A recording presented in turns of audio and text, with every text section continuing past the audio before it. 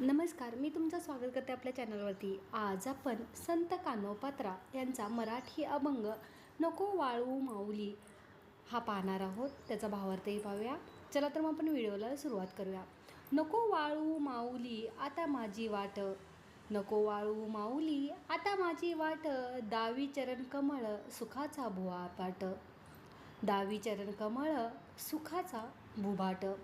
हे विठ्ठल माऊली आता माझी जास्त परीक्षा घेऊ नकोस आणि मला फार वेळ तुझी वाट पाहायला लावू नकोस.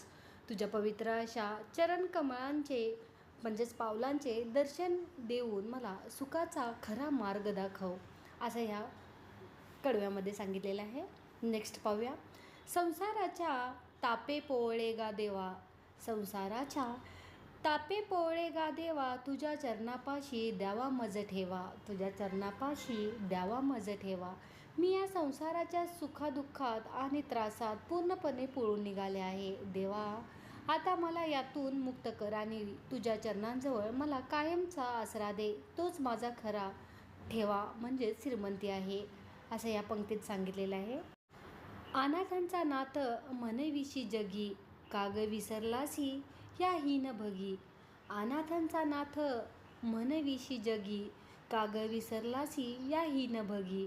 संपूर्ण जग तुला अनाथांचा नाथ, ज्याला कोणी नाही त्याचा रक्षक, म्हणजेच अनाथांचा नाथ म्हणून ओळखले जाते. मग आज या तुझ्या गरीब आणि हीन भक्ताला तू का विसरलास, असं ह्या पंक्तींचा भावार्थ आहे. कान्होपात्रा म्हणे विठ्ठला धावसी, कान्होपात्रा म्हणे विठ्ठला धावसी, तुझ्या पायी जागा देई या दासी, तुझ्या पायी या जागा देई दासी.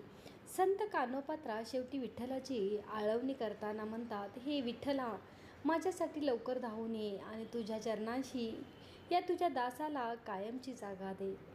तर अशा प्रकारे आपण संत कान्होपात्रा यांचा मराठी अभंग आणि त्याचा भावार्थ पाहिलेला आहे. तर हा व्हिडिओ तुम्हाला कसा आवडला नक्की सांगा आणि व्हिडिओ आवडल्यास आपल्या चॅनलला सबस्क्राईब आणि व्हिडिओला लाईक करायचं विसरू नका. व्हिडिओ पाहिल्याबद्दल खूप खूप धन्यवाद.